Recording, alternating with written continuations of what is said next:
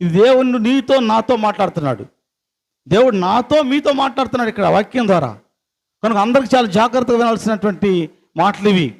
నీవు ఎంతసేపటికి వాక్యం ప్రక్కన పెట్టి లోకం ఇట్టు పోతాం కదా, లోకంతో పోతానంటే నీకు పరలోకం లేదు.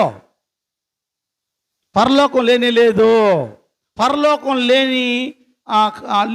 పరలోకం లేనప్పుడు ఈ ప్రార్థన చెప్పాను, ఈ ప్రార్థన అవసరం లేదు, ఈ ఆరాధన అవసరం లేదు, ఈ మందిరాలు అవసరం లేదు. ఎందుకని ఇవన్నీ దేనికి? పరలోకం లేనప్పుడు తినడానికి వీలు కానప్పుడు వండుకోవడం దేనికంటాను నేను. నువ్వు మసాలా లేచి ఇంకా ఏది వేసి ఇంకా తినడానికి వీలు పడినప్పుడు అవన్నీ అవసరమా? తినాలి కదా ఏం చేసుకున్నా. కనుక పరలోకం వెళ్ళాలి కదా. పరలోకం వెళ్ళకుండా ఇవన్నీ చేసుకునే ప్రయోజనం ఏంటి? గమనించండి, ఈ లోకములో ఉన్న వాటిని నేను ప్రేమించకుడి. ఎవడైనను లోకమును ప్రేమించినట్లా తండ్రి ప్రేమ వాళ్ళలో ఉండదు. లోకంతోనే పోతానంటే దేవుని ప్రేమ ఉండదు. దేవుని ప్రేమ లేనప్పుడు ఎందుకు నీకు ఈ భక్తి అంటాను నేను. ఎందుకు నాకు ఈ భక్తి, ఈ సేవ ఎందుకు నాకు? దేవుని ప్రేమలో లేనప్పుడు, ఆయన ప్రేమ నాలో లేనప్పుడు ఇవన్నీ అవసరమా?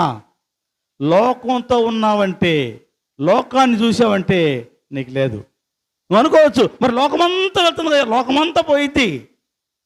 దేవుడు పక్కన ఉన్నాడు కదా, లోకంతో వెళ్ళొద్దన్నాడు కదా, వాక్యం దేవుడు చెప్తున్నాడు కదా, వాక్యాన్ని పరిశీలించాలా.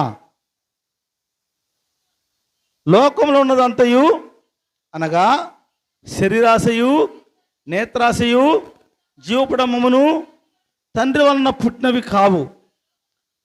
అవి లోక సంబంధమని మీరు అనుకోవచ్చు. క్రైస్తవుల్లో ఇవి ఉన్నాయా? జీవపడం ఉందా? శరీరాశ, నేత్రాశ తప్పకుండా ఉంది. వాళ్ళలోనే ఉంది, వారిలోని.